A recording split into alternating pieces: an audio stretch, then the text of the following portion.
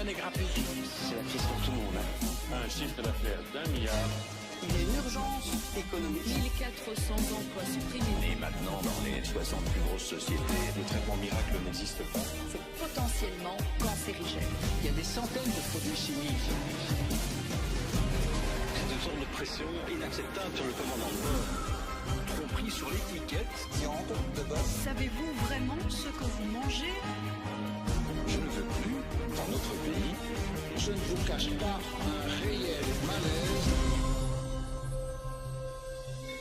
Bonsoir et bienvenue dans Questions à la Une, votre magazine d'investigation avec au sommaire ce soir une enquête consacrée à l'usage du cannabis thérapeutique. Si en Belgique, la médecine hésite à utiliser le cannabis comme un médicament, d'autres pays comme le Canada en produisent de façon industrielle afin de soulager des milliers de patients. Toute la production, ça commence ici en fait. Voici nos plantes mères. Dans cette pièce-là, c'est toujours le printemps. Donc voici les plantes qui sont en floraison. Ça, c'est la coffre-fort. On peut entreposer 150 millions de dollars de cannabis. Pour notre deuxième enquête, nous nous intéresserons à l'usage du cannabis, non plus comme un médicament, mais comme une drogue. Qu'on soit pour ou contre sa légalisation, vous allez le voir, en Belgique, on s'en procure très facilement. Pour nous, ce fut à chaque fois immédiat et les achats n'auront jamais duré plus de 20 secondes. Bon, 20 €, il y a moyen. Dans le but de la police, hein. Ouais, t'inquiète. C'est bon. T'inquiète. Enfin, l'alcool est omniprésent dans notre vie, c'est la seule drogue dure socialement acceptée, voire même recommandée. Comment en est-on arrivé à cette aberration pour la santé ? Dans l'enquête qui va suivre, nous avons rencontré de nombreux patients qui achètent du cannabis illégalement dans la rue pour se soulager. Car en Belgique, le cannabis est surtout considéré comme une drogue. Or, dans de nombreux pays, on utilise avec succès le cannabis comme un médicament qui soulage la douleur, mais qui peut aussi soigner différentes maladies. Les résultats sont prouvés scientifiquement et cet usage thérapeutique a engendré également un business florissant, par exemple au Canada où nous nous sommes rendus. Alors pourquoi chez nous a-t-on accumulé un tel retard au détriment de nos patients ? Voici l'enquête d'Olivier Badard et de Jacques Smal.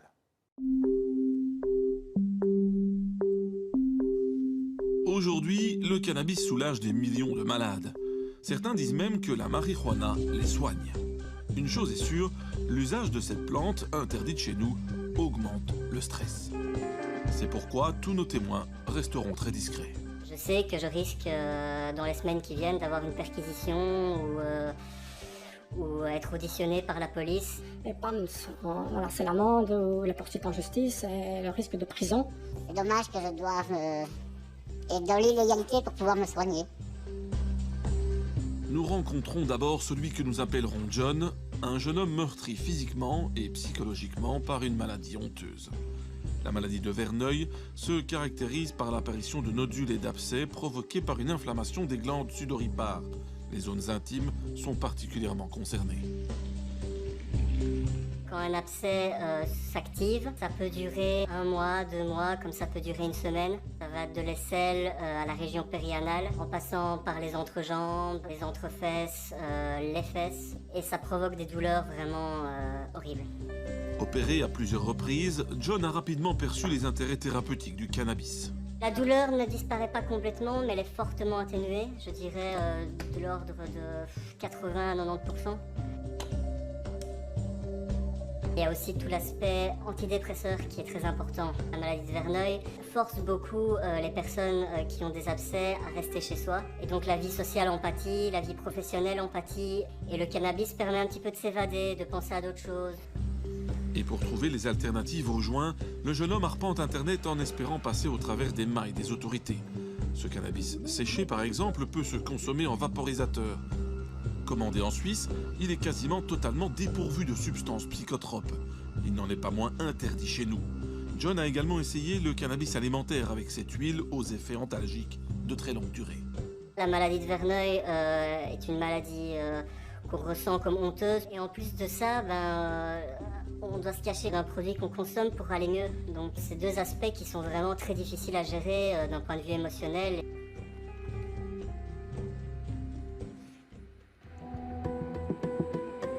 Des patients comme John, nous en avons rencontré beaucoup.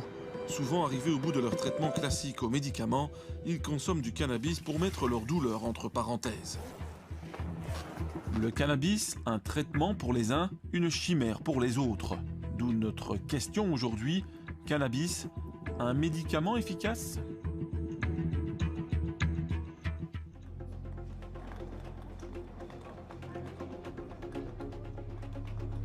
Le cannabis à usage médical, je suis pour. Ce qui peut aider les patients est tout à fait positif.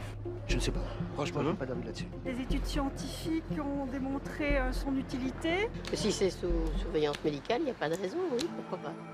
Il semblerait que le cannabis médical pose peu de problèmes moraux ou éthiques à l'opinion publique. Tout le contraire des autorités de santé et du milieu médical. Les médecins généralistes préfèrent ne pas trop en parler, tout comme le milieu hospitalier. Pourtant, plusieurs infirmières nous ont confirmé que le cannabis était présent dans la pharmacie de leur service, en soins palliatifs notamment. La question dérange, nous attendons d'ailleurs toujours la réponse officielle de certains hôpitaux contactés. En Belgique, la situation est simple. Un seul médecin se bat ouvertement pour un usage médical du cannabis, le professeur Lossignol. Il s'occupe de l'unité de la douleur à l'Institut Bordet à Bruxelles. Bonjour, bonjour. Son avis est pragmatique avant tout. Dans l'ensemble du monde médical, ce produit est extrêmement peu connu, si ce n'est dans son usage festif qui n'a absolument rien à voir avec l'usage thérapeutique. Ce médicament a un effet sur les voies de la douleur. Si un patient ressent un effet bénéfique et qu'il estime qu'avec cela il se sent mieux que s'il prenait d'autres médicaments, pourquoi l'en empêcher? Pourquoi lui éviter l'usage pour des raisons qui échappent complètement à l'entendement? Et ce qui dépasse l'entendement auprès des malades, c'est l'accès au cannabis à 2 vitesses. Josiane souffre de fibromyalgie. Ces médicaments ne l'aident plus vraiment. Donc, les douleurs sont diffuses dans tout le corps. Donc ça part des cervicales qui descendent dans les trapèzes, le dos, les jambes. Il y a aussi le syndrome des jambes sans repos. Donc c'est les jambes qui bougent tout le temps, c'est nerveux, c'est douloureux. Et donc c'est assez pénible au quotidien. Pour les jours mauvais, Josiane fume du cannabis, ce qu'elle déteste faire. L'idéal serait donc de prendre un médicament au cannabis, médicament qui existe sous le nom de Sativex, mais qui en Belgique est réservé aux malades de sclérose en plaques atteints de spasticité. Pour de nombreux malades, cette autorisation est vécue comme une véritable injustice. C'est incompréhensible parce que c'est des maladies totalement différentes, mais la souffrance, c'est une souffrance. Donc pourquoi pas la fibromyalgie et pourquoi la sclérose en plaques? Donc oui, on s'en lésé. Et pour la ministre de la Santé, seule une étude scientifique menée par une firme pharmaceutique permettra l'adoption d'un nouveau médicament au cannabis. Autant dire que le ressenti et la pratique des patients n'ont aucune place dans le débat. Ce sont des motivations quand même un peu subjectives, pas scientifiques. Je me sens mieux, je me sens moins mal. Jusqu'à maintenant, il n'y a pas d'études qui ont été faites sur un nombre de patients qui sont assez grands. Il n'y a pas d'épreuves scientifiques. C'est une justification qui peut durer pendant des années et des années. On peut toujours estimer qu'il n'y a pas assez de connaissances et qu'il faut de la prudence, etc. Il y a le comité technique ici qui va s'en occuper, qui va dire si la preuve est efficace, est-ce qu'il y a assez de preuves. On pourra enfin écouter les médecins et leur demander leur avis, plutôt que de décider sur dossier avec des experts qui n'ont jamais vu un malade. Jusqu'à maintenant, avec toutes ces histoires, on ne sait rien faire. Et pourquoi ne pas prendre connaissance de la littérature scientifique internationale? Justement, la prestigieuse Académie américaine des sciences vient de rendre ses conclusions en 3 parties sur la plus grosse étude jamais réalisée. Le comité conclut d'abord que le cannabis à usage thérapeutique est efficace pour réduire la douleur chronique chez les adultes et pour contrer nausées et vomissements provoqués par les chimiothérapies. Autre certitude, contrairement au tabac, fumer du cannabis hors consommation problématique n'entraîne pas de risque accru de cancer et n'affecte ni les performances académiques ni les relations sociales. Dans les informations à confirmer par de nouvelles études, les experts pointent un bénéfice sur les personnes atteintes de maladies mentales. Le cannabis améliorerait leur capacité d'apprentissage et de mémoire. Dans les certitudes négatives, fumer du cannabis pendant la grossesse entraîne un poids plus faible du nouveau-né. Enfin, le rapport ne se prononce pas sur les cancers, même si certaines études cliniques montrent de réels bénéfices. En conclusion, le cannabis est donc scientifiquement reconnu et son mécanisme dans le corps compris depuis bien longtemps. Il faut savoir que lorsqu'on a un ressenti, une douleur, c'est un influx nerveux qui circule et l'information passe de neurone en neurone et l'information peut être bloquée au niveau de ce qu'on appelle la synapse. Et le cannabis va bloquer l'influx nerveux qui arrive au niveau de la synapse pour empêcher le passage de l'information au neurone suivant. Si le corps humain est équipé de récepteurs cannabis, c'est qu'il en fabrique naturellement, surtout dans sa composante cannabinoïde. Le cannabis comporte deux agents principaux. Il y a d'abord le fameux THC, connu surtout pour ses effets psychotropes, mais moins pour ses vertus thérapeutiques. L'autre cannabinoïde, c'est le CBD, appelé cannabidiol. C'est ce composant-là que patients et milieu médical vont rechercher avant tout. Et voilà qui va pousser certains patients à se retrouver doublement dans l'illégalité. Nous allons le comprendre avec Eric. Il souffre du dos depuis des années. Depuis un peu plus de 10 ans maintenant, les seules choses qu'on me donne, ce sont des anti-inflammatoires assez puissants. Et maintenant, j'en suis à prendre de la morphine tous les jours. Parfois, je dois quasi me promener à 4 pattes. Ça coupe la vie sociale. J'ai plus de voiture à cause de ma médication. Donc, on va toujours compter sur quelqu'un. Mais alors, lui dire, après une demi-heure ou 3/4 d'heure ou 1 heure, qu'on est quelque part, oui, non, ça va pas, il faut que je rentre. Donc, à la longue, au début, on le fait, mais ça s'estompe parce qu'on n'a pas envie d'embêter tout le temps les gens avec nos mots et tout ça. Dans l'impasse, Eric se fait conseiller de cannabis par son médecin de mutuelle. Après quelques semaines, Eric comprend que le cannabis acheté en rue l'explose plutôt que le soulage. Normal, on y trouve des taux de THC très élevés, jusqu'à 25%, et très peu de CBD.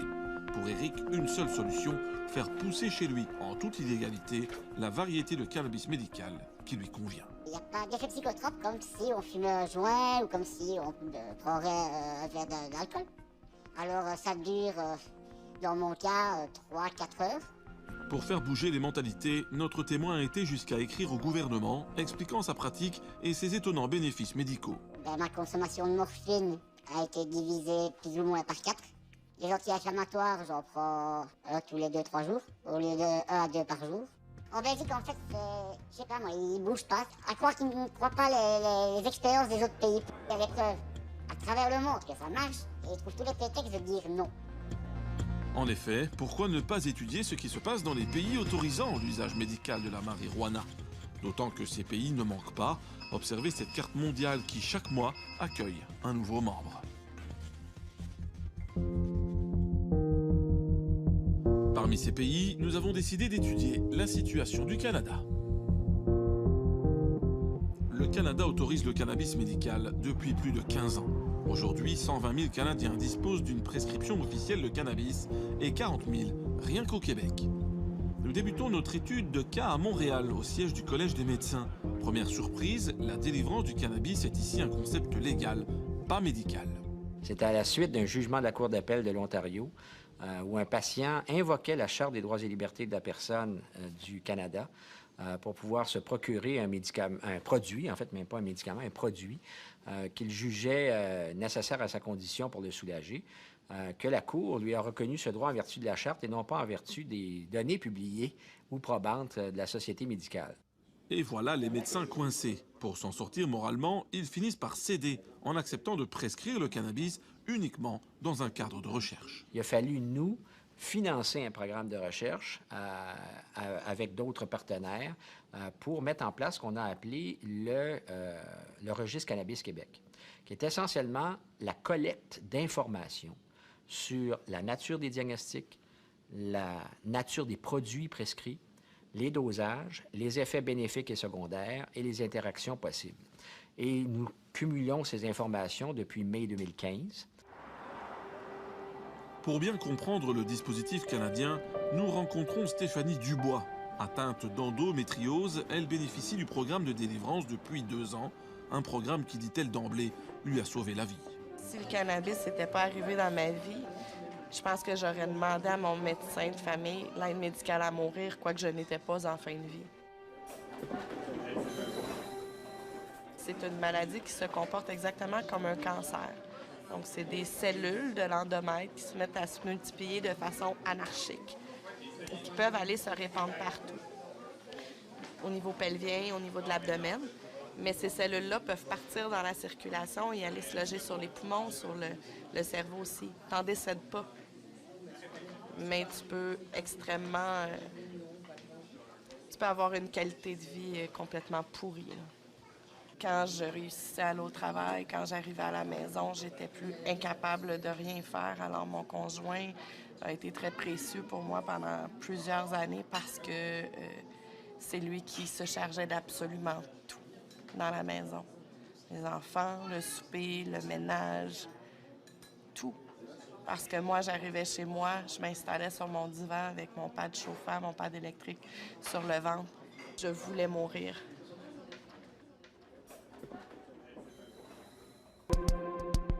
Pour Stéphanie, tout a commencé dans cette clinique cannabis. Ce genre de structure reconnue par le gouvernement aide les patients à construire les dossiers médicaux officiels. Chaque jour, la clinique accueille des dizaines de candidats. La première étape, c'est le passage chez le médecin prescripteur.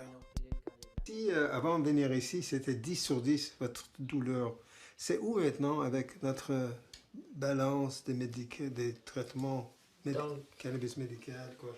6-7, mais les bonnes journées, c'est 1-3. Ah, incroyable. Oui. Le médecin va commencer par dresser un bilan médical et étudier la médication, souvent très lourde, des patients. Donc, j'ai pu prendre ma bicyclette pour aller au travail. C'est juste une 10 minutes. Mais je suis capable... C'est un début, c'est un commencement. C'est un commencement. Bravo, bravo. Excellent. Moi, j'ai des patients, douleur chronique, ne peuvent pas travailler. Avant, ils ont pris 2-3 sortes d'analgésie, 2-3 sortes de médicaments contre les effets secondaires, quelque chose pour sommeil, pour l'anxiété, pour dépression, au moins 7-8 médicaments. Calculez combien ça coûte et calculez combien ça coûte le cannabis. C'est beaucoup moins. Évidemment, un tel substitut aux médicaments pourrait ennuyer les firmes pharmaceutiques. Selon le Dr Dworkin, voilà pourquoi les études classiques manqueraient sur le sujet. Il y a une politique autour de ça. Pourquoi dépenser des millions de dollars pour faire une vraie étude avec une plante que les gars peuvent pousser dans leur jardin? On ne peut pas gagner d'argent après. En effet, une étude vient de déterminer que si tous les États américains légalisaient le cannabis médical, l'industrie pharmaceutique perdrait annuellement 4 milliards de dollars. Pour les patients de la clinique cannabis qui reverront le médecin tous les 3 mois, reste à déterminer le taux de THC et de CBD de la prescription et surtout la manière de consommer. Un travail réalisé en étroite collaboration avec ce que l'on appelle ici un éducateur.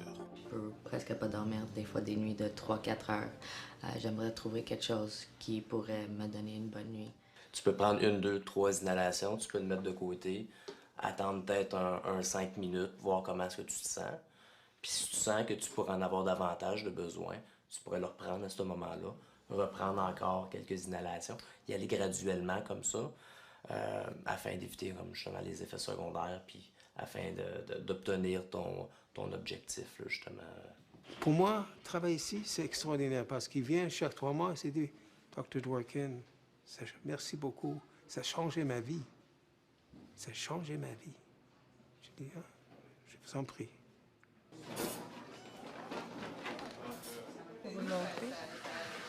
Donc, ici, il y a l'étiquette avec mon nom, le nom du docteur, la date d'enregistrement, combien j'ai droit de grammes par jour. Stéphanie a désormais droit à une prescription de 45 grammes de cannabis par mois, déductible des impôts. Le médecin lui a conseillé de vaporiser de l'herbe séchée durant la journée et d'alterner avec de l'huile pour des effets plus longue durée. Quand on vaporise, ça va prendre quelques minutes à faire effet, mais ça va faire effet pendant environ 2 heures de temps. Alors que l'huile de cannabis ou tout le cannabis qu'on va ingérer, ça va prendre 1 à 2 heures avant de prendre effet, mais ça va durer pendant 6-8 heures. Et pour s'approvisionner, les patients n'ont pas le choix. Les commandes se font en ligne. Donc, je l'ajoute.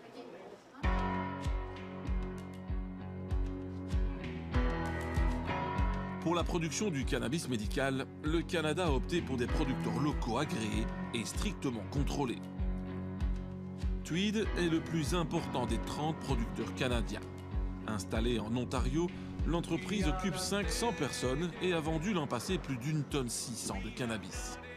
Nous avons été autorisés à filmer dans cette usine ultra sécurisée. Adam Greenblatt sera notre guide. Toute la production, ça commence ici, en fait. Voici nos plantes mères. Dans cette pièce-là, c'est toujours le printemps. Donc, les plantes ne vont jamais produire les fleurs. Donc, en les gardant dans cette phase végétative, on peut prendre des boutures qui sont identiques génétiquement. Et c'est aussi une façon de s'assurer que les plantes sont femelles. Parce que c'est les plantes femelles qui produisent les fleurs, qui sont riches en cannabinoïdes, qui sont les agents actifs dans la plante de cannabis. Donc, voici les plantes qui sont en floraison. Donc, tu peux voir que les fleurs sont bien formées, qui sont givrées avec une résine qui contient les cannabinoïdes. Ça, c'est la coffre-fort. On peut entreposer 150 millions de dollars de cannabis. Toutes les commandes qui sont faites sur notre site web par nos clients, donc c'est rempli et c'est envoyé d'ici. On fait de l'exportation en Allemagne où le cannabis médical vient de se faire légaliser. Et c'est sûr qu'on a un grand plan d'affaires et d'expansion internationale, puisqu'il y a de plus en plus de juridictions qui légalisent le cannabis, soit à des fins médicales ou même plus que ça. Retour au Collège des médecins, qui reconnaît aujourd'hui l'utilité du cannabis médical, notamment sous cette forme d'huile. De produit suspect, le cannabis est donc passé, en quelques années, à un médicament à développer. On est à l'aube de recherches futures qui vont peut-être plus documenter ou permettre le traitement de ce produit-là, comme n'importe quel médicament, ce qui aurait dû être le cas dès le départ. On n'a ni pour ni contre ce produit-là en particulier. Tant mieux s'il peut être utilisé. La question, c'est de savoir comment bien l'utiliser. C'est ça qui est la vraie question. Aujourd'hui, le feu vert est donc donné, même aux hôpitaux chargés de déterminer les bonnes pratiques. Des pratiques qui parfois posent question, comme l'a constaté Annabelle Blais. Cette journaliste a testé le système de délivrance de cannabis médical canadien, avec, vous allez le voir, quelques surprises à la clé. Pour le reportage, on a décidé je ne vais pas me faire passer pour une malade chronique ni une cancéreuse. On veut tester le système comme il est. Donc, moi, je dis, bon, je suis stressée, je mange pas beaucoup, je dors mal. J'ai payé 400 $ à peu près. J'ai eu un rendez-vous par Skype avec un médecin. Et après 3-4 minutes, là, il m'avait confirmé qu'effectivement, il allait me prescrire du cannabis. Après, il m'a expliqué un peu comment la différence entre indica, sativa, un peu le b.a.-ba du cannabis. Les résultats sont impressionnants. Ils posent problème quant au contrôle du système. Le maximum par mois, défini par la loi, c'est 150 grammes. C'est quand même pas mal. Mais moi, mon expérience m'a montré qu'aller chercher ce maximum-là, c'est assez facile. Pour des symptômes légers, j'ai eu une prescription de 120 grammes par mois. Donc, faut fumer. J'ai calculé, bon, à peu près, mais ça revient à une douzaine de joints par jour. Donc... Assez dingue et révélateur de l'assouplissement des mesures envers le cannabis. Les autorités qui n'ont pas accepté de nous rencontrer n'ont pas l'intention de renforcer leur dispositif, d'autant que dans quelques mois, le Canada légalisera complètement le cannabis. Comme souvent, le récréatif profitera donc de l'expérience relativement positive du cannabis thérapeutique.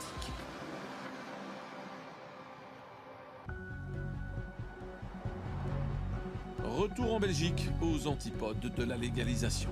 Évidemment, expliquer aux patients belges la réalité canadienne, c'est s'exposer à un certain énervement.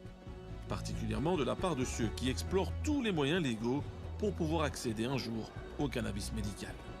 Nous en avons rencontré deux pour faire le point avec eux en guise de conclusion. Le premier point de friction pour ce patient, c'est son statut de malade délinquant. On assimile ça à la toxicomanie.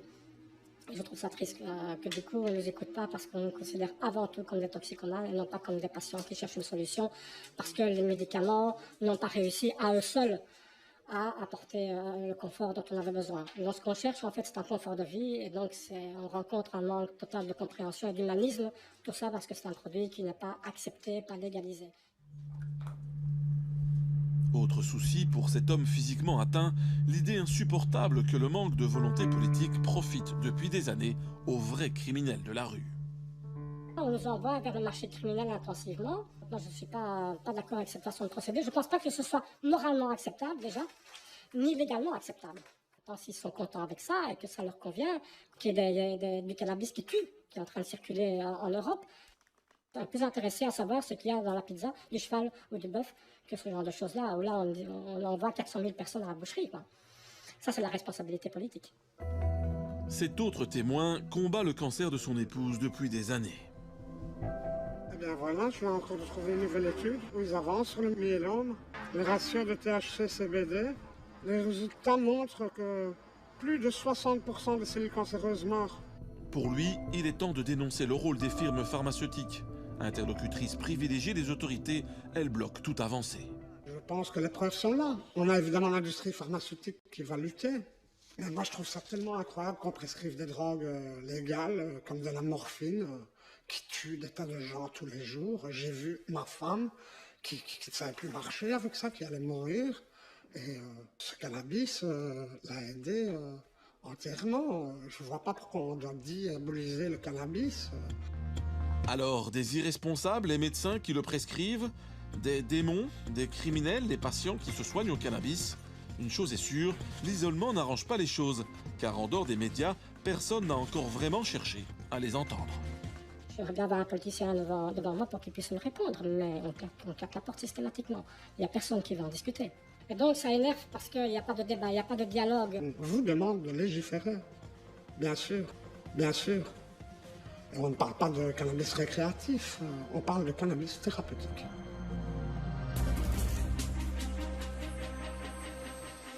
Le cannabis possède donc de vraies vertus thérapeutiques et il semble incompréhensible qu'en Belgique, on reste insensible aux bienfaits du cannabis utilisé comme un médicament. Car on l'a vu, son usage dans les pays où il est légal apporte bien plus d'avantages que d'inconvénients. Notre deuxième enquête sera également consacrée au cannabis, mais pour son usage récréatif cette fois. Car qu'on le veuille ou non, le cannabis est partout. Des centaines de milliers de Belges en consomment et sa prohibition coûte des centaines de millions chaque année à l'État belge. Alors faut-il légaliser le cannabis comme d'autres pays l'ont déjà fait, avec des résultats étonnants? Voici l'enquête d'Olivier Badard et de Jacques Smal. Ce matin, la police de Mons a reçu du renfort dans la lutte contre les bandes urbaines. Oscar Papa pour Sonneray essaie d'arriver au niveau de la rue Chizer au possible. Ce jour-là, aucune bagarre entre jeunes, mais comme toujours, les fouilles de routine seront fructueuses. Tournez contre le mur sans le toucher, écartez vos bras, vos jambes et tournez vos pommes de main vers moi. Voilà, tout le monde sort, les mains des poches, les sacs devant vous. Aujourd'hui, le cannabis est partout. Parmi les 15-16 ans, un jeune sur 5 en consomme régulièrement. On va vous demander de prendre toutes vos affaires et on va aller rejoindre le groupe là-bas. L'estimation du nombre total de consommateurs est d'1 demi-million.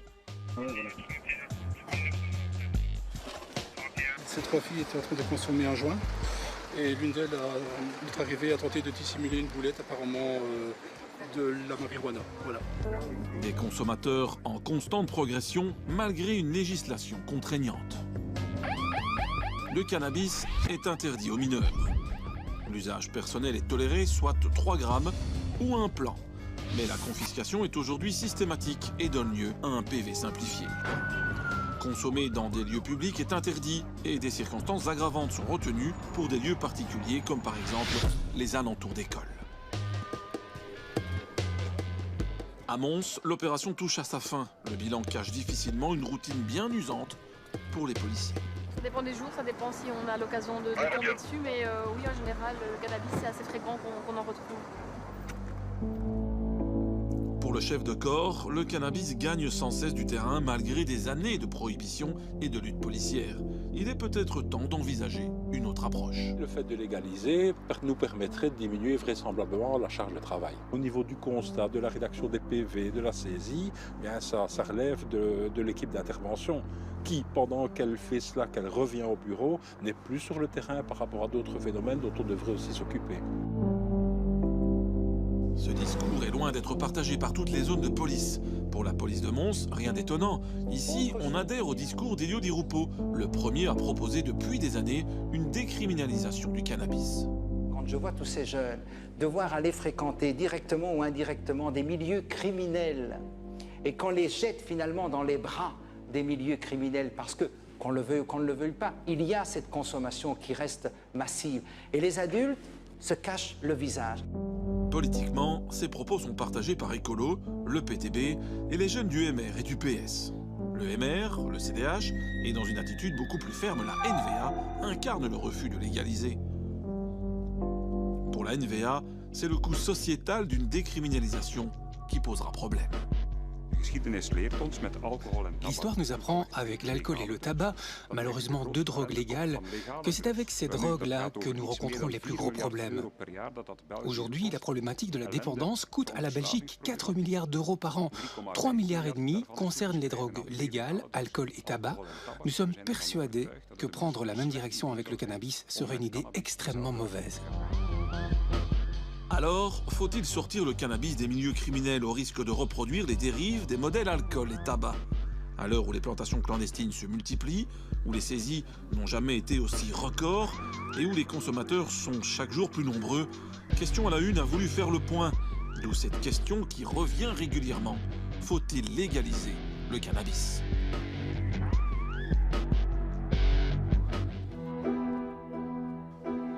De toute façon, pour ou contre la dépénalisation, la situation est aujourd'hui celle d'un cannabis omniprésent, très facile à obtenir. Il suffit de se renseigner sur les quartiers vendeurs et nous l'avons testé en caméra cachée, attendre les propositions. Moi j'ai un fils qui a pas mal fumé, mais bon je vois pas... Ça rend légal quelque chose d'interdit, donc ça va dissuader. Pour moi le cannabis c'est un mot affreux, donc... Il faut libéraliser. À mon avis, il y aura moins de trafic. J'aime autant que ce ne soit pas des cannabis. De toute façon, pour ou contre la dépénalisation, la situation est aujourd'hui celle d'un cannabis omniprésent, très facile à obtenir. Il suffit de se renseigner sur les quartiers vendeurs et nous l'avons testé en caméra cachée, attendre les propositions. Pour nous, ce fut à chaque fois immédiat et les achats n'auront jamais duré plus de 20 secondes. Bon, 20 €, il y a moyen. Oui, dans le vide, il y a la police. Hein. Ouais, t'inquiète, t'inquiète. C'est bon. T'inquiète. Fais vite, s'il te plaît. Attends. Tiens. C'est bon, mec, ça va. Ça va. Merci.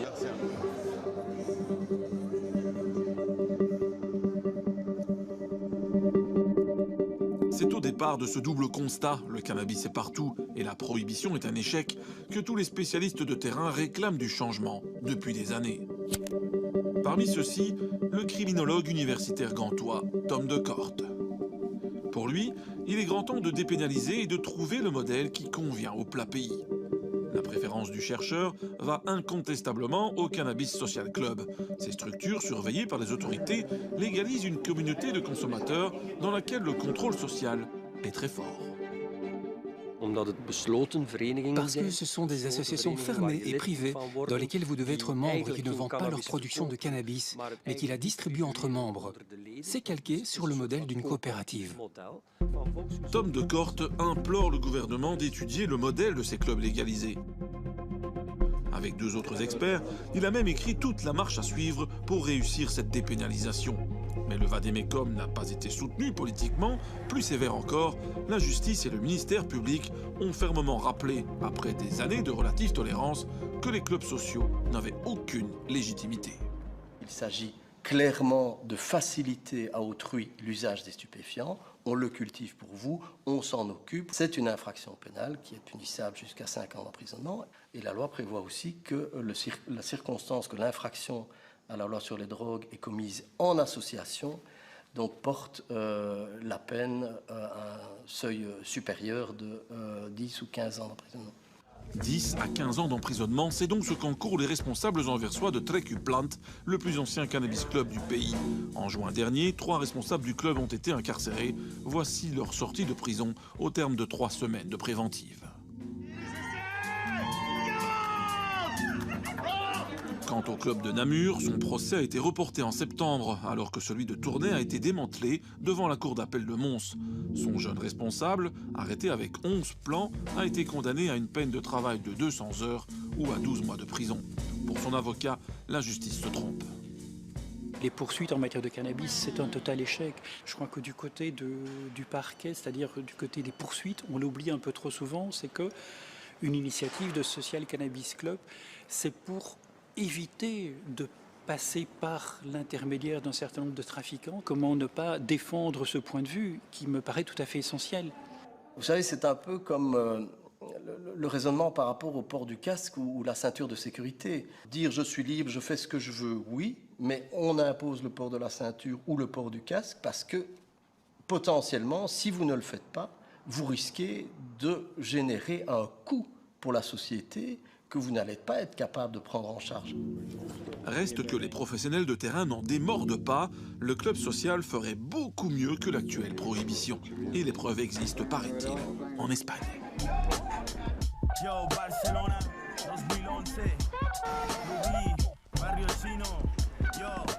Face au cannabis, les autorités espagnoles ont depuis longtemps une attitude plutôt permissive. Et ce n'est pas pour rien que chaque année, Barcelone accueille le Spanabis, le plus grand salon mondial consacré à l'industrie de la marijuana. Cette année, 500 exposants venus des 4 coins de la planète ont démontré tout leur savoir-faire à plus de 30 000 visiteurs. Mais n'y cherchez pas la matière première, elle est interdite dans les espaces publics. L'Espagne a réglé le cas Nabis et sa consommation en autorisant les social clubs.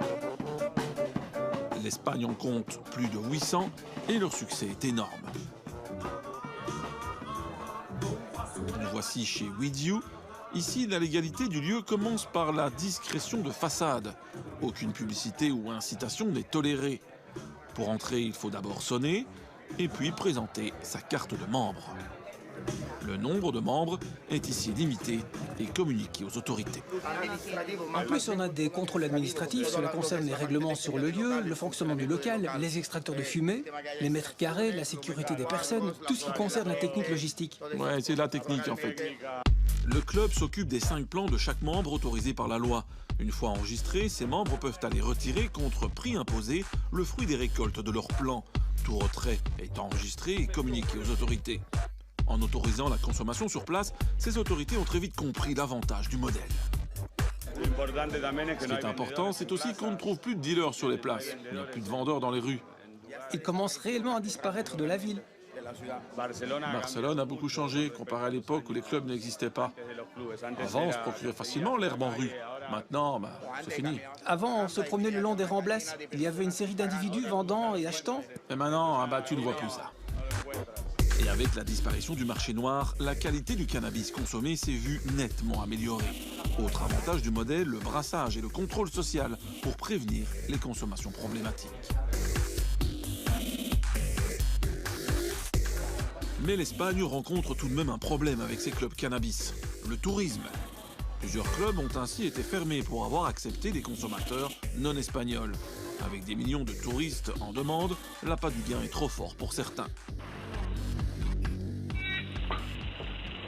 Voilà. Bonjour. Nous avons reçu une invitation de la part d'Andreas pour adhérer à votre club. Ok, c'est bon. Vous avez votre passeport ou une carte d'identité? J'ai besoin de vous identifier. Voilà, je vais vous montrer.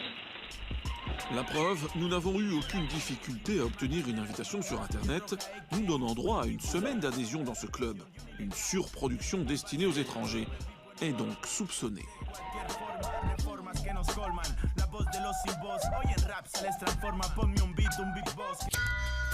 Retour en Belgique, où contrairement à l'Espagne, tout le monde se cache, même les profils les plus respectables. Cet homme d'affaires, par exemple, a demandé l'anonymat. Consommateur responsable, tout le monde ignore cependant sa pratique. J'ai envie de dire, celui qui boit de l'alcool, c'est pas forcément un alcoolique.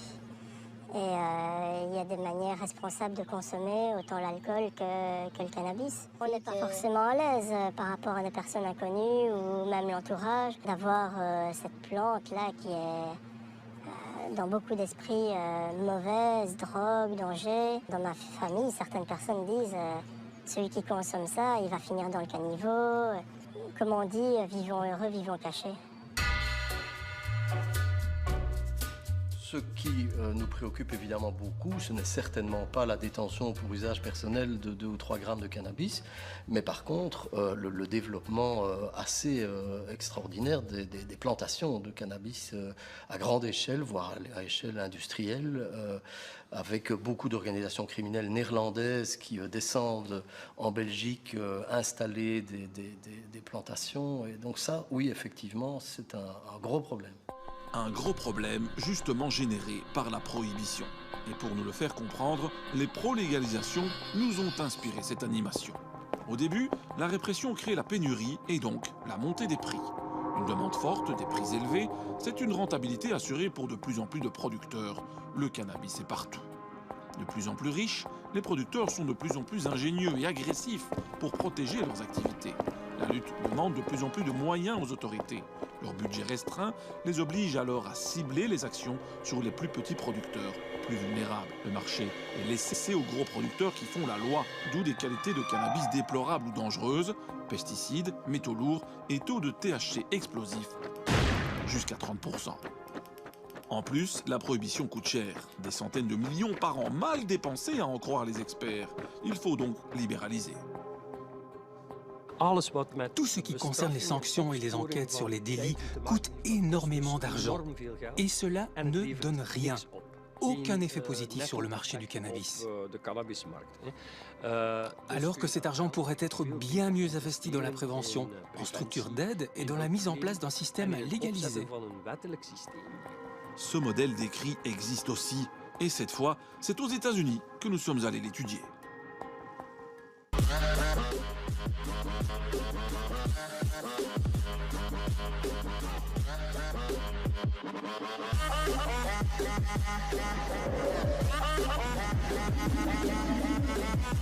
Jour de fête et de folie à Denver, dans l'État du Colorado. C'est le 4/20, le 20 avril, jour anniversaire où l'on fête la marijuana en face du Capitole. Le seul jour où les autorités acceptent le joint en ville. Et si à Denver c'est toujours un peu plus dingue qu'ailleurs, c'est parce que c'est ici que tout a commencé. Depuis 2014 et pour la première fois au monde, l'État Colorado a transformé la drogue cannabis en un lucratif produit commercial.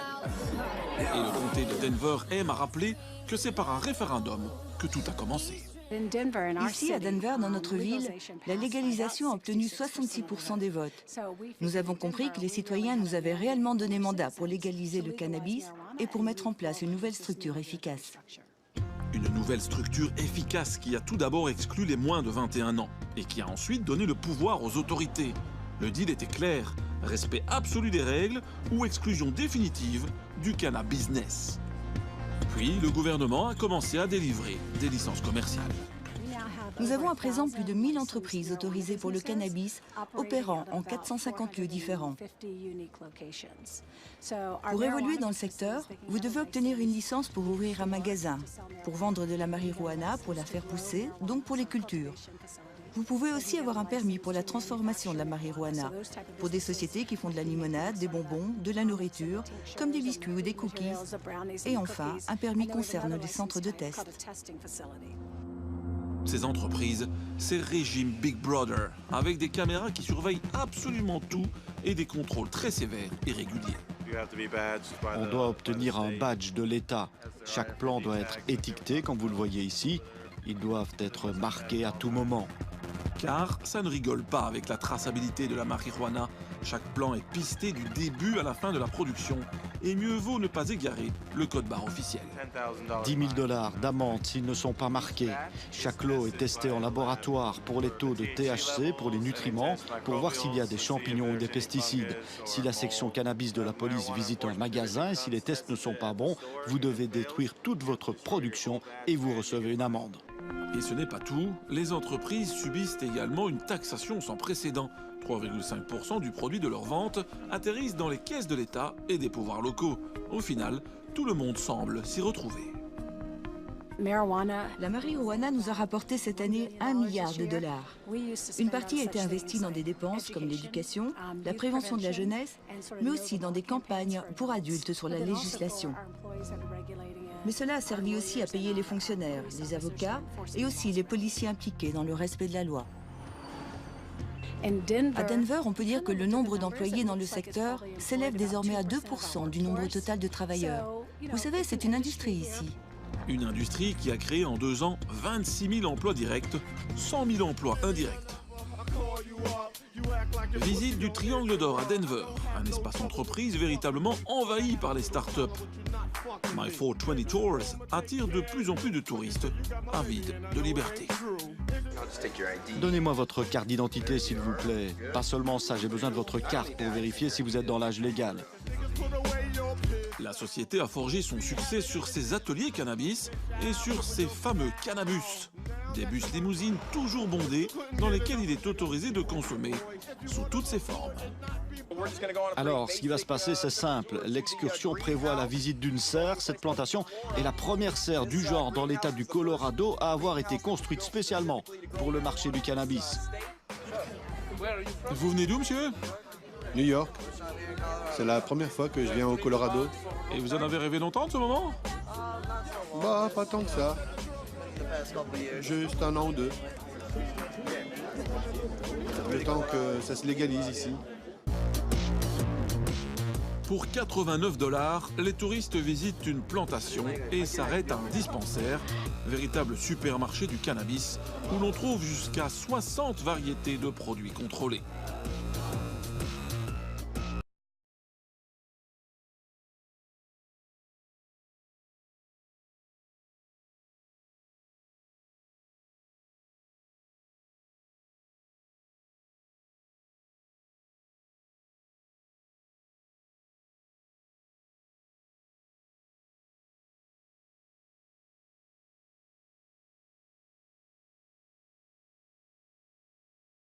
Du lieu, une tahitienne installée à Denver, les pistes d'enrichissement dans le marché sont infinies.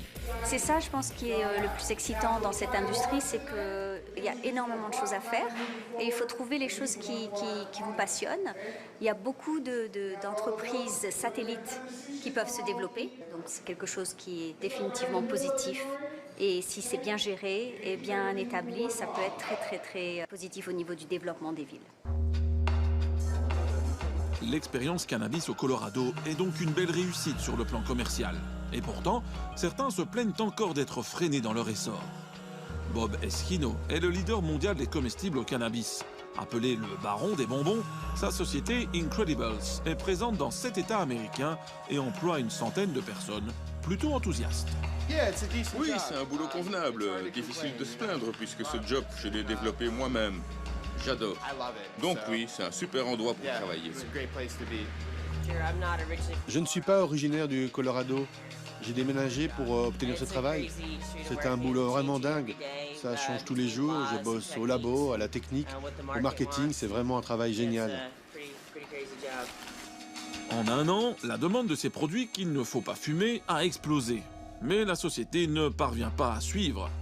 Son problème, ces cuisines artisanales que le patron ne peut industrialiser, faute de soutien bancaire. Car la loi marijuana impose que tout investissement dans le secteur se fasse sur fonds propres.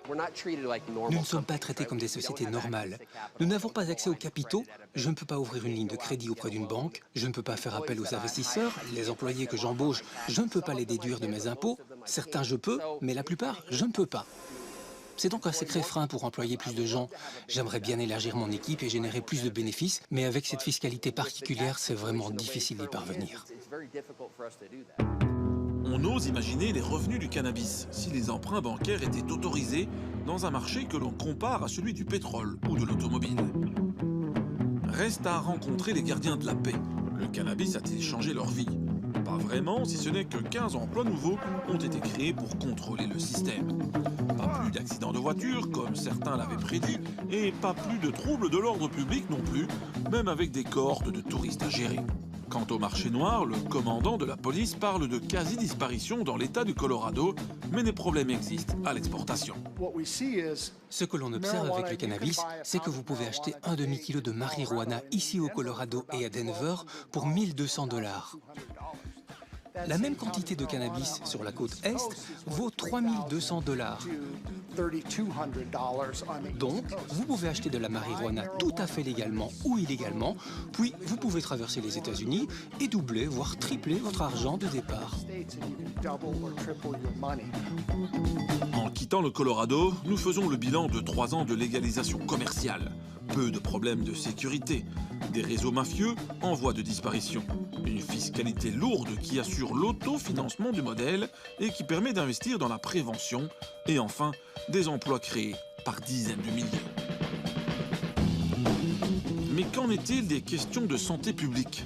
Les informations à ce sujet sont plutôt difficiles à obtenir. Pour approcher la vérité, retour en Belgique chez FEDITO, la Fédération bruxelloise des institutions francophones pour toxicomanes. Premier renseignement, dépénaliser ne provoque pas d'afflux massif de consommateurs. Les Pays-Bas et les États-Unis en sont la meilleure preuve. Par contre, le cannabis provoque chez certains addiction ou psychose. Reste à voir dans quelle proportion. Il y a beaucoup de consommateurs de cannabis qui n'ont pas une consommation problématique. Il y a effectivement des consommations problématiques, mais c'est qu'une minorité. C'est de l'ordre de 3% des usagers quotidiens. Chaque année, 350 consommateurs problématiques sont ainsi pris en charge médicalement en Wallonie et à Bruxelles. Autre question abordée avec le psychiatre de FEDITO. La consommation de cannabis favorise-t-elle le passage aux drogues dures ? Le plus dangereux pour le passage d'une drogue à l'autre, ce n'est pas la consommation, mais la proximité des marchés. Donc lorsque vous achetez du cannabis, vous allez immanquablement trouver, soit dans l'autre main de celui qui vous présente le petit paquet de cannabis, de la cocaïne, ou bien dans la rue d'à côté, un vendeur de cocaïne. Et ça, c'est ce qui est beaucoup plus déterminant dans le passage d'une drogue à l'autre. Enfin, reste la question des moins de 18 ans, exclus de toute forme de dépénalisation. Que faire avec eux alors que l'on sait très bien que leur consommation est en croissance ? Les psychotropes ne sont pas conseillés pour les cerveaux en pleine maturation. Donc pendant toute cette période, l'action des psychotropes peut avoir, je dis bien peut avoir, des effets délétères. Donc c'est pour ça que, de manière générale, on conseille, comme on conseille aux ados de ne pas boire ou de ne pas boire de grandes quantités. Donc ça, il faut le savoir. Ce qu'on pense, c'est qu'il faut en prendre en compte la réalité des comportements, la réalité des consommations. Ce à quoi on pourrait penser, c'est par exemple qu'un certain cannabis peut potentialiser, donc avec un produit psychoactif assez faible, soit disponible à partir de 16 ans. Et puis un autre produit le soit à partir de 18 ans. On peut jouer là-dessus. Et donc là, c'est en tout cas un débat qu'il faut avoir avec les autorités publiques et surtout les autorités de santé. Un débat qu'il faudra en effet bien tenir un jour chez nous, entre tous les acteurs concernés. À commencer bien sûr par tous ces petits consommateurs autoproducteurs. Ils sont des milliers sur notre territoire, comme Grégory. Donc voilà, je vais me retrouver avec 4 plantes ici à l'intérieur et 6 plantes à l'extérieur si tout va bien. Ce qui devrait m'assurer une récolte suffisante. Tenir un mois de plus. Pour Grégory, Social Club et modèle commercial ne sont pas des modèles idéaux. Pour lui, il faut avant tout légaliser le droit du sol. J'ai mon potager, je fais pousser mes légumes, etc. Et voilà, le cannabis, c'est une plante qui est assez passionnante en fait. Donc voilà, il y a l'envie de la voir grandir, l'envie de faire pousser cette plante qui est très intéressante. Voilà, maintenant moi je sais ce que je fume, je mets pas de crasse dedans, je mets pas d'engrais qui boostent les pourcentages de THC. Parfois il y en a qui font des weeds, c'est presque de la drogue dure, tellement qu'ils boostent leurs plantes d'une manière qui n'est pas naturelle. La démarche nature de ce consommateur responsable va plus loin. Pas question pour lui de s'intoxiquer avec du tabac, alors il utilise un vaporisateur. Selon Grégory, une libéralisation permettrait aussi de mieux informer les consommateurs sur les bonnes pratiques. Pour ce cultivateur amateur, interdire le cannabis, c'est donc simplement une hérésie. Continuer à criminaliser des gens qui, comme moi ici, cultivent 5 plants, allez, peut-être 10 plants sur une année, pour leur consommation personnelle. Je veux dire, moi, je suis un père de famille, j'ai 3 enfants, j'ai un travail, je n'ai pas besoin de la vendre. Voilà, je fais vraiment rien de mal, je fais juste pousser des plantes. Qui a le droit de m'empêcher de faire pousser une plante dans mon jardin? Moi, ça, il n'y a pas moyen, ça, on ne m'aura pas, quoi.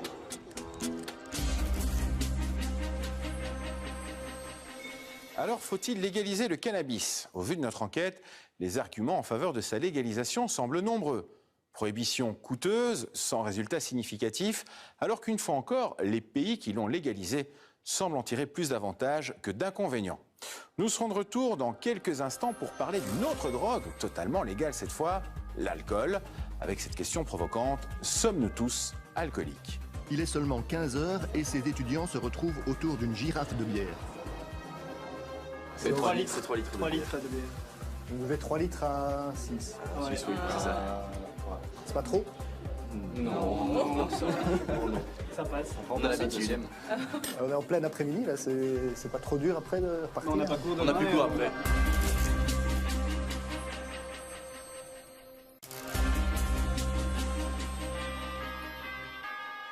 Êtes-vous alcoolique sans vous en rendre compte? Vous l'êtes à coup sûr, en tout cas, si vous dépassez les limites autorisées par les organismes de santé. À savoir, 3 verres par jour pour un homme et seulement 2 pour une femme. C'est peu, mais c'est déjà suffisant pour vous exposer à une consommation nocive. Car n'oubliez pas que si c'est une drogue légale et totalement banalisée, l'alcool reste une drogue potentiellement dangereuse. Alors sommes-nous tous alcooliques? Voici l'enquête de Jacques Gray.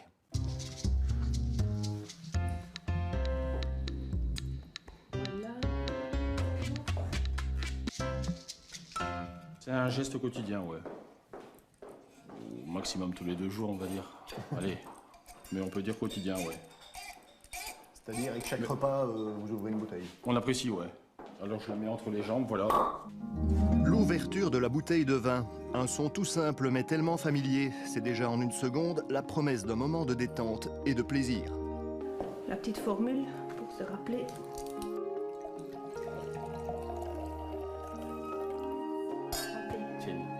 Pour Laurence et Patrice, en tout cas, la bouteille de vin est une compagne de tous les jours. On vient du travail. Moi j'ai dit, on va s'ouvrir une bouteille de vin. Pas d'apéro, on se boit un petit verre de vin rouge comme apéro. Et puis on la termine en mangeant. Et la bouteille est partie en fait. Ah ouais. Si on l'ouvre, on la vide de toute façon. Ouais. Le vin accompagne tous vos repas? Ouais. Vous avez parfois pensé que vous étiez potentiellement dépendant ou pas?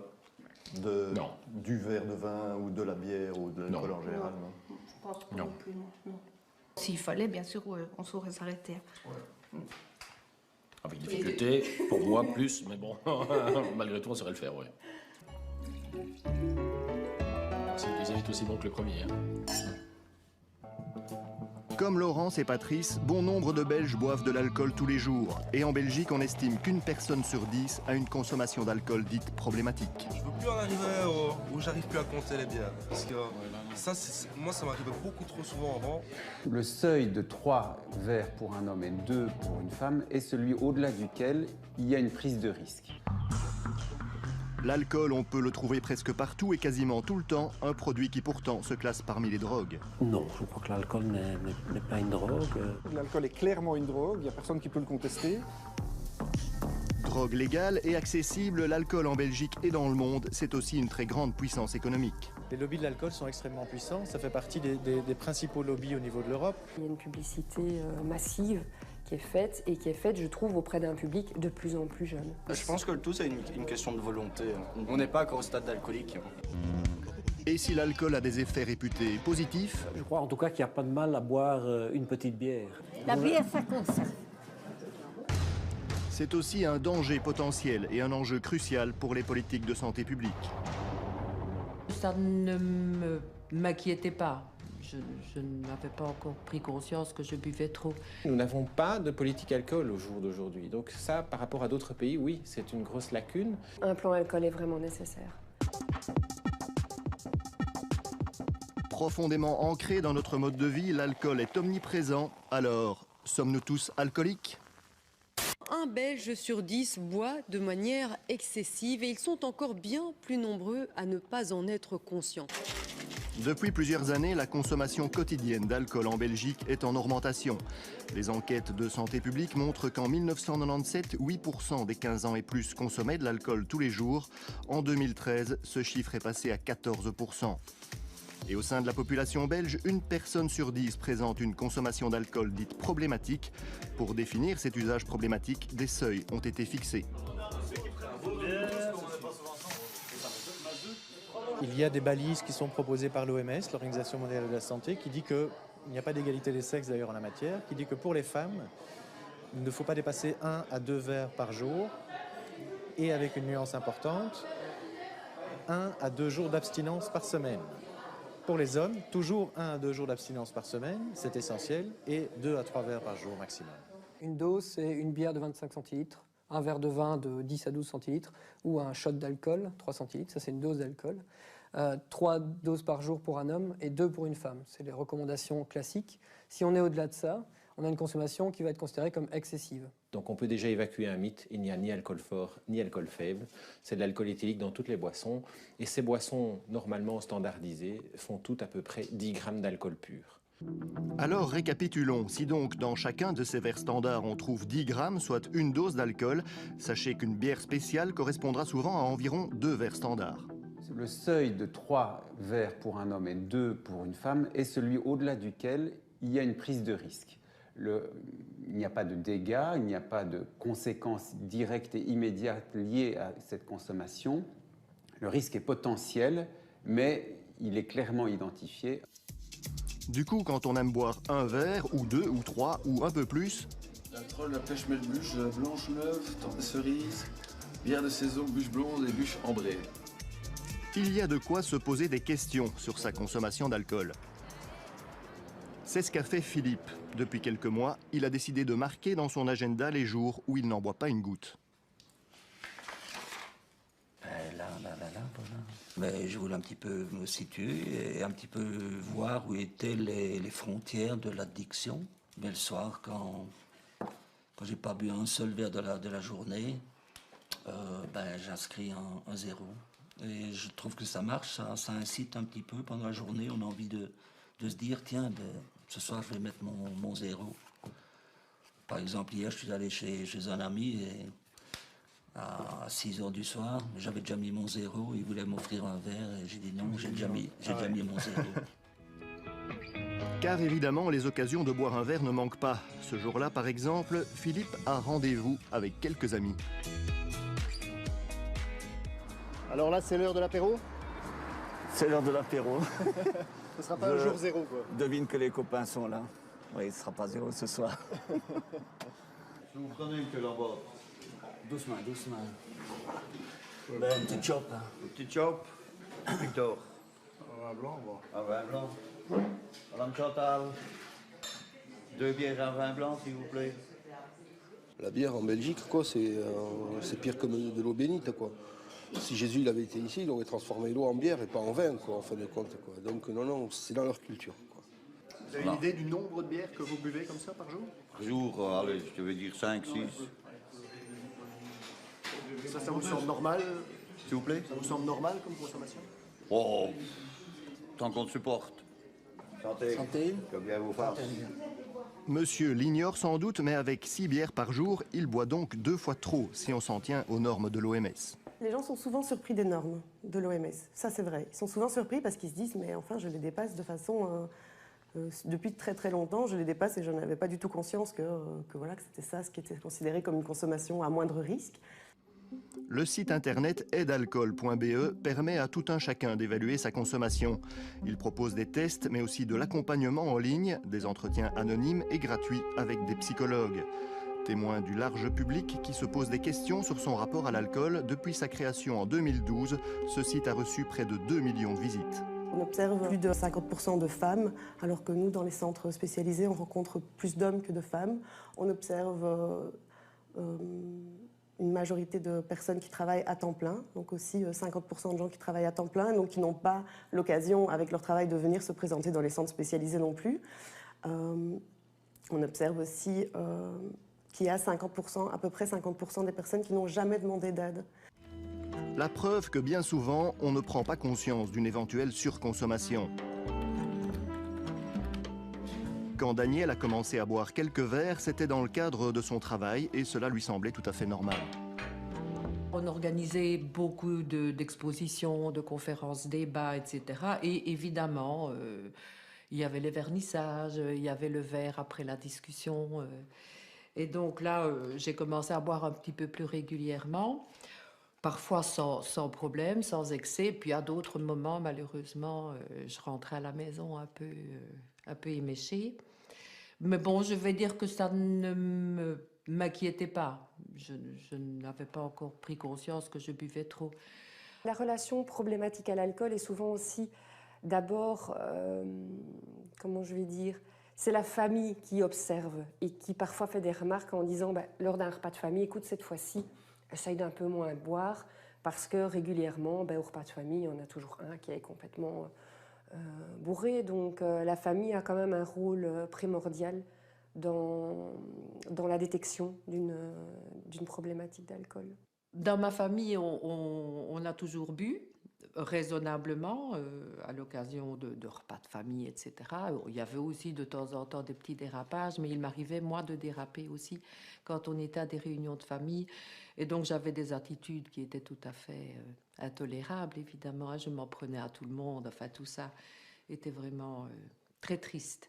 Je le regrette profondément. Je buvais le soir, uniquement le soir, quand je rentrais, à 5h, 5h15, j'étais à la maison, premier verre de vin. Et beaucoup? Et puis, ça pouvait aller jusqu'à 2,5 litres, 3 litres.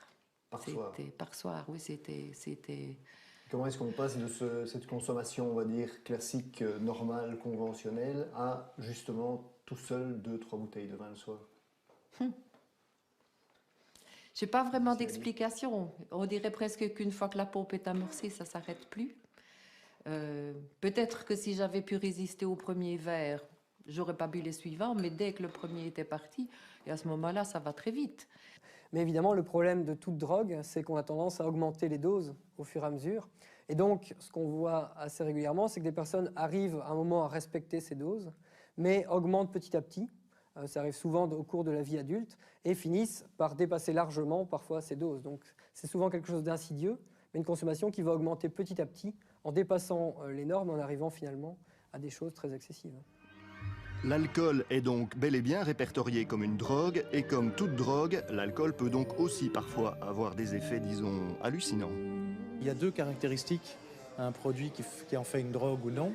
C'est d'une part que ça peut engendrer une dépendance, qui n'est pas systématique, mais ça peut engendrer une dépendance, et deuxièmement que ça modifie la perception de notre environnement.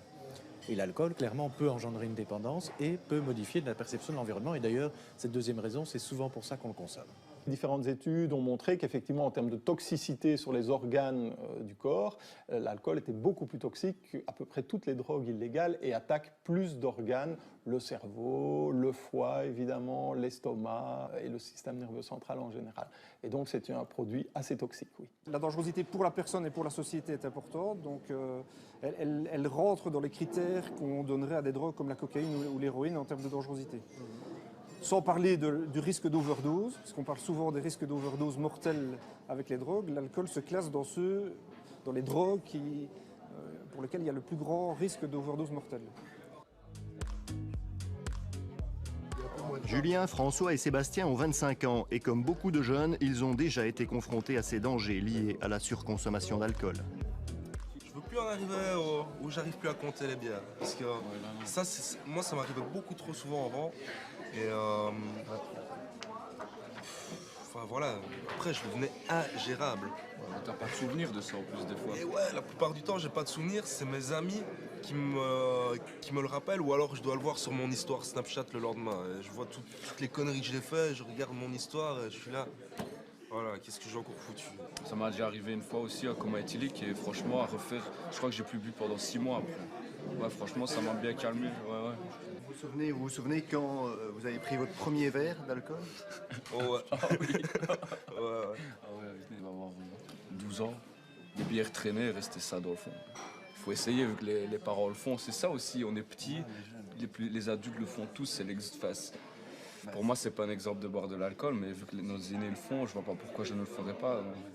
Tout le monde sait qu'à Noël, Même l'enfant qui a 10 ans, qui va ses parents depuis des années boire la flûte de champagne, on lui fait une petite flûte, mais on lui fait quand même une petite flûte. Dès l'enfance, c'est tout notre environnement social et culturel qui baigne dans l'alcool.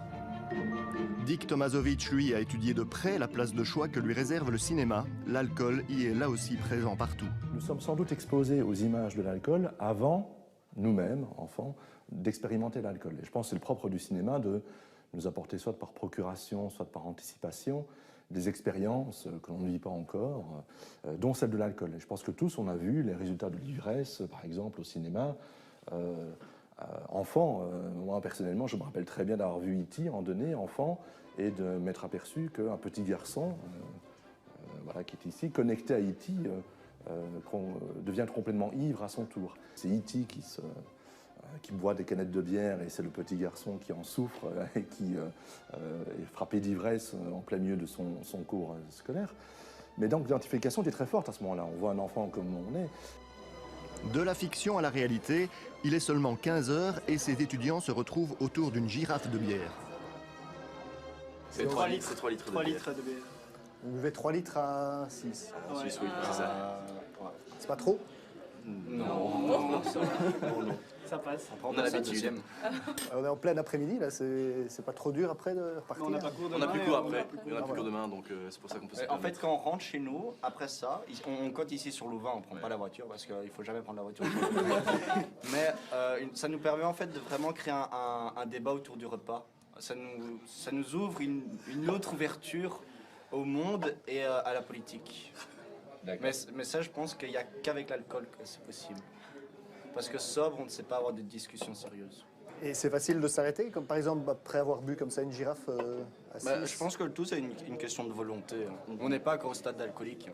Alors certaines études montrent effectivement que lorsqu'on commence à consommer de l'alcool trop jeune, on a plus de risques d'être alcoolodépendant à l'âge adulte. Donc il faut aussi quelque part retarder l'âge des premières consommations, mais à partir du moment où le jeune, l'adolescent commence à témoigner de l'intérêt pour le produit, je pense qu'il vaut mieux en tant que parent, en tant que tuteur, eh bien, accompagner cela au même titre qu'un enfant qui commencerait à jouer avec des allumettes, du feu, on lui apprendrait que c'est dangereux, mais à un moment donné, il faudra bien qu'il puisse l'utiliser aussi et le maîtriser. Donc il faut faire la même chose avec l'alcool. Un apprentissage nécessaire, mais d'autant plus compliqué que le marketing a changé la donne en multipliant les gammes de produits. À l'époque, on apprenait à consommer de l'alcool avec du vin, de la bière, des produits assez classiques. On mettait peut-être un peu de grenadine dans sa bière pour faire passer le goût de l'alcool. Eh bien maintenant, les producteurs de boissons alcoolisées le font pour nous. Ils le font surtout pour les jeunes et pour les femmes. On voit apparaître des Hoegaarden rosés, des Kriek Light, des Bacardi Breezer et des Smirnoff Ice où le goût de l'alcool est imperceptible. Et donc on passe d'une limonade à une boisson alcoolisée sans s'en rendre compte. On buvait tout ça à l'époque. Et alors, je bus ça et ça passait bien en plus, comme du petit lait. Le but ici clair des entreprises qui fabriquent de l'alcool, c'est de se placer sur le marché des psychotropes. C'est d'entraîner ces jeunes personnes dans la consommation d'alcool en faisant d'eux des clients immédiats, mais surtout des fidèles clients potentiels futurs. Je pense qu'il faudrait réglementer la publicité, qu'il faudrait réglementer l'accès à l'alcool. Au jour d'aujourd'hui, essayez franchement d'envoyer quelqu'un de 15 ans au magasin chercher de l'alcool, il l'aura. C'est ce qu'on a fait. Fabien et Laetitia ont respectivement 14 et 15 ans. En théorie, donc, pour eux, il est interdit d'acheter de l'alcool. Pour la bière ou le vin, il faut avoir minimum 16 ans. Les alcools dits forts sont interdits aux moins de 18 ans. Équipés d'une caméra cachée, nous les avons suivis dans plusieurs magasins pour tester l'application de la loi. Parfois, on leur a refusé la vente. C'est interdit par la loi. Et la faisant. Ah non, on ne peut pas... Mais dans 3/4 des magasins visités, ils ont pu acheter ce qu'ils voulaient sans le moindre problème.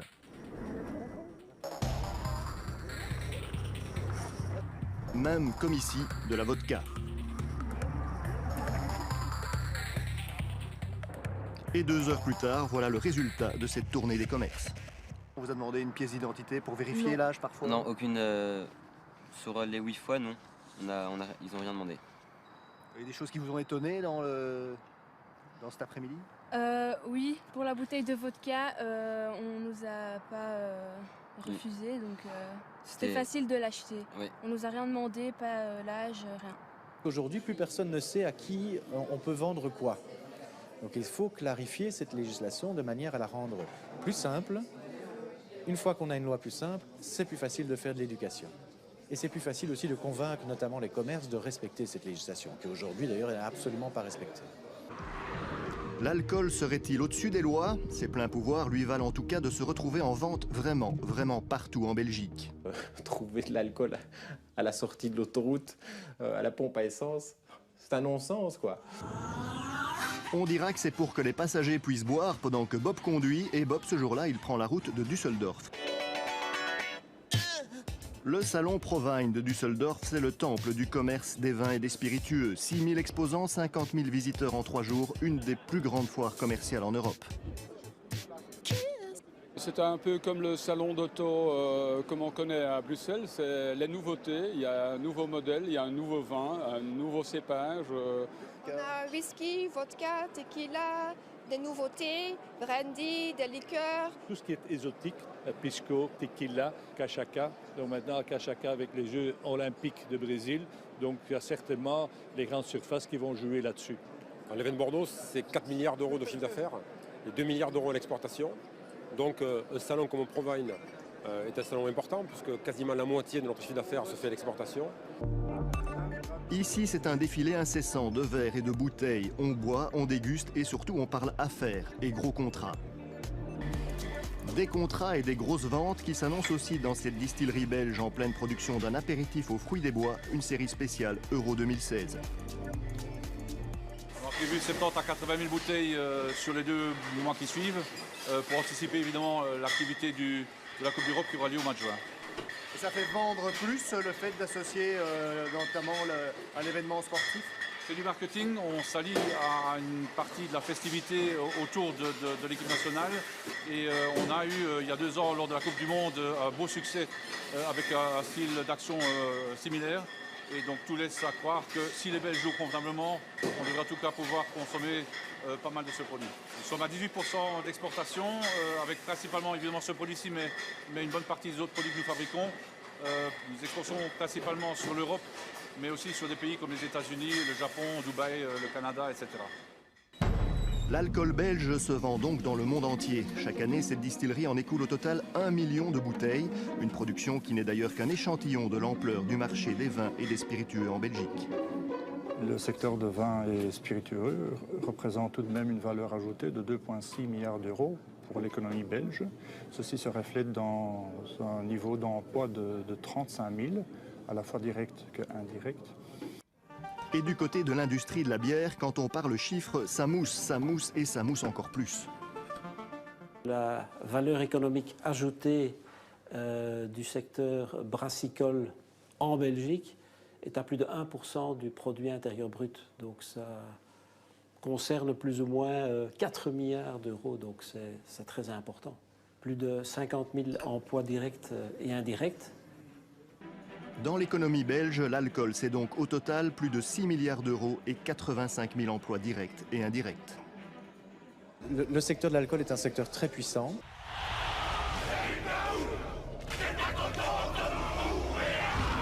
Et on voit que la publicité tourne systématiquement autour des valeurs qui nous sont chères. Est-ce que c'est normal de faire un lien systématique entre sport et alcool?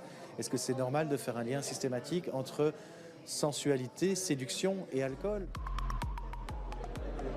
Pour l'industrie de l'alcool, cependant, tout semble très normal au pays de la pub. Il faut dire que le secteur en Belgique s'est lui-même fixé les règles à suivre en matière de publicité.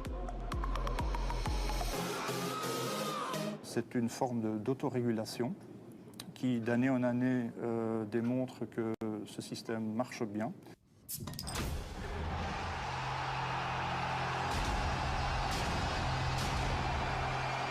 C'est un code qui émet des règles strictes en Belgique pour la publicité concernant les alcools. Et donc, par exemple, les publicités pour l'alcool ne peuvent pas cibler les mineurs d'âge, ne peuvent pas suggérer que, par exemple, la consommation d'alcool améliore des performance sportive.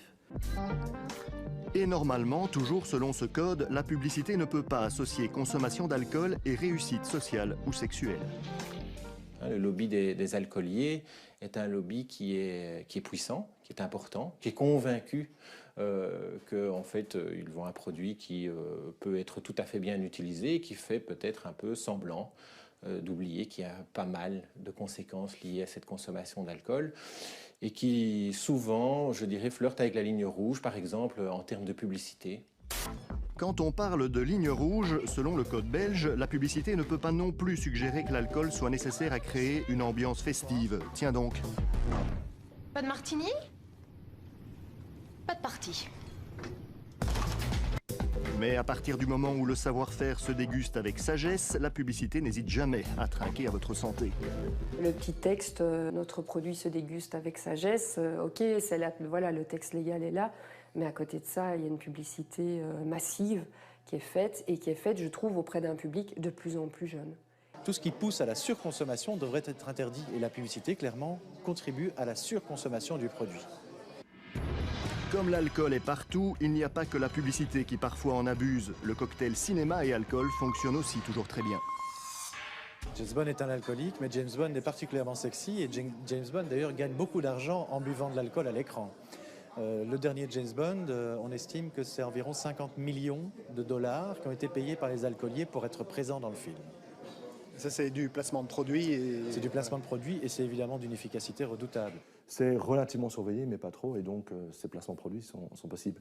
Ce qui est important, c'est de toute façon que dès que, quel que soit l'alcool que l'on boit, plutôt, les alcooliers sont contents, puisque de toute façon, ça retombe sur la consommation d'alcool en général.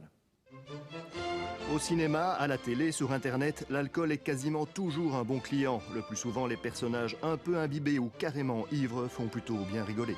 Pourquoi boire cet alcool qui, plus onéreux que l'oraférationneuse, ruine la santé et le portefeuille? L'alcool, non, mais l'oraférationneuse, oui.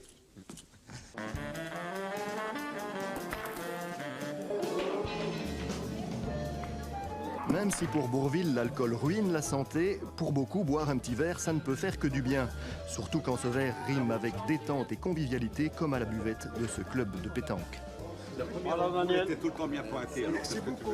Un café et 4-5 bières, mais des petites. Hein. Et une chimée pour Jean-Pierre. Non, pas Jean-Pierre, il ne faut pas le dire parce que ma femme va m'entendre. C'est bien qu'on boit quelques-unes. Sur l'après-midi, 4 à 5.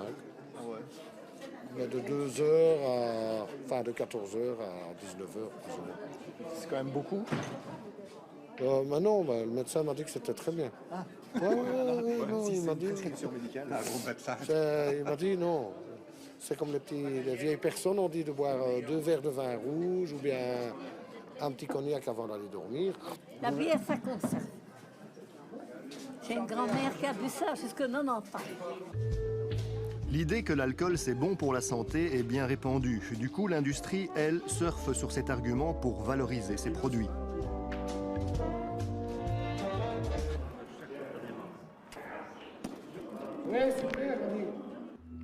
Sur le site internet des brasseurs belges, on trouve ainsi une série d'exemples des effets positifs de la bière sur la santé, avec toujours évidemment la précaution de la modération. Bon, moi, je ne suis pas un médecin, mais c'est vrai qu'il y a eu des études qui sont arrivées à ces conclusions-là. Donc, c'est pas un peu exagéré de ça, de faire la promotion de bière en tant que produit pour la santé, sachant que les gens ne peuvent pas quand même trop en abuser? Non, c'est pas faire de la promotion de la bière en fonction de la santé, mais je dirais c'est casser peut-être certaines perceptions que la bière pourrait être mauvaise pour la santé si elle est consommée modérément.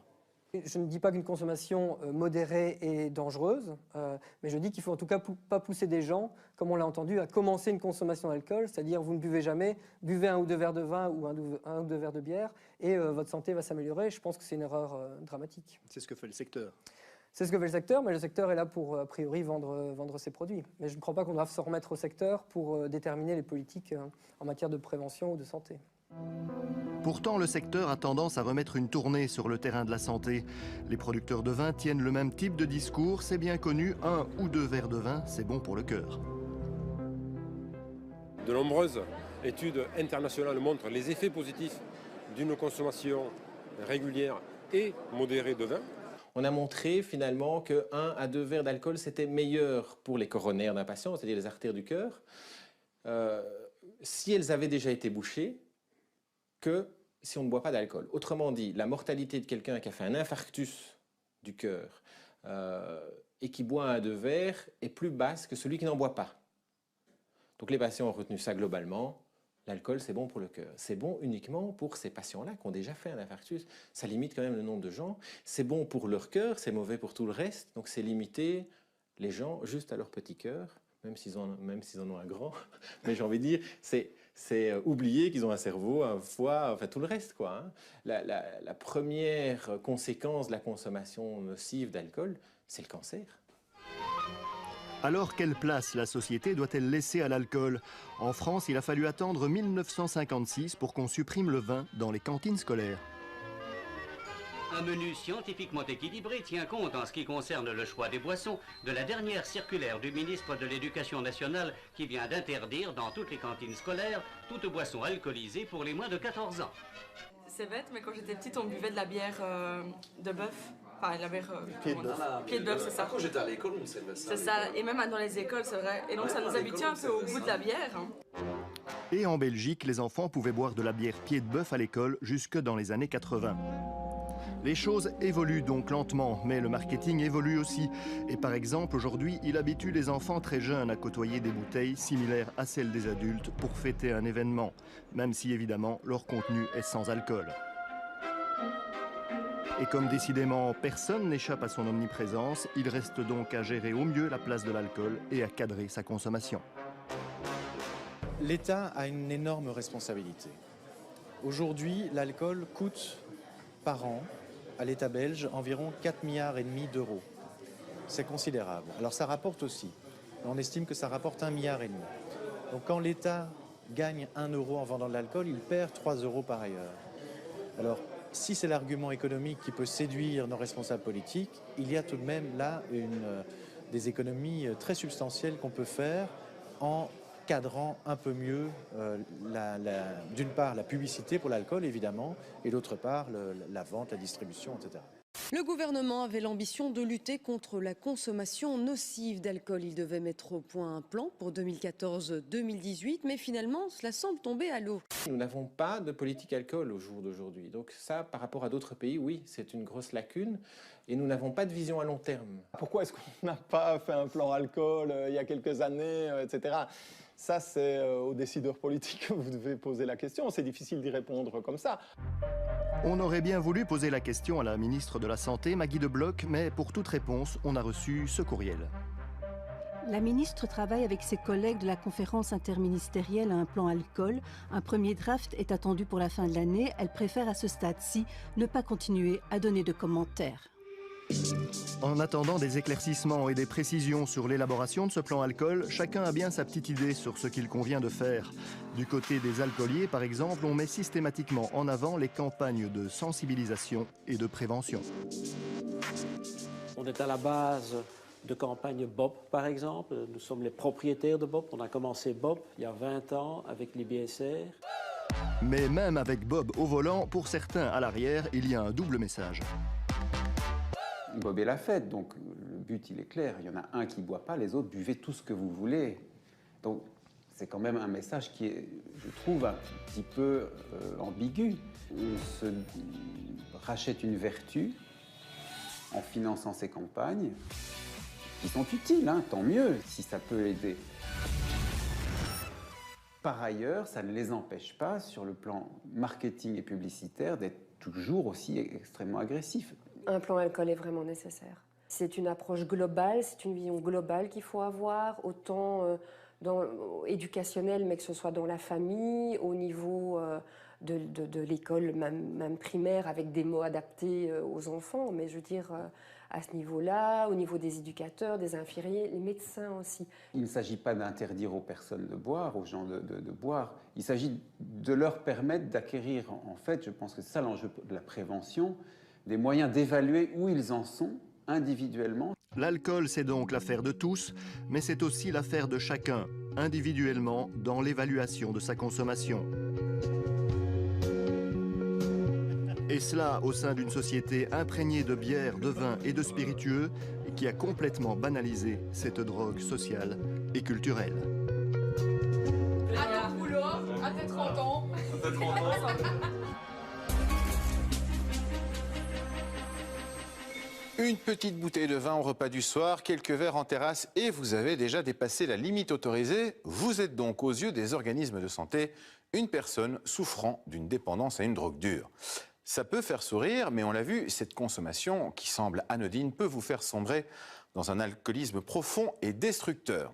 C'est déjà la fin de cette émission. Pour vos remarques et suggestions, rendez-vous sur notre page Facebook ou sur notre site. Si vous voulez nous faire parvenir des informations de manière totalement confidentielle, vous pouvez vous rendre sur notre site sécurisé Source Sûre. Tout de suite sur la une, le débat à votre avis présenté par Sacha Daout. Très bonne fin de soirée.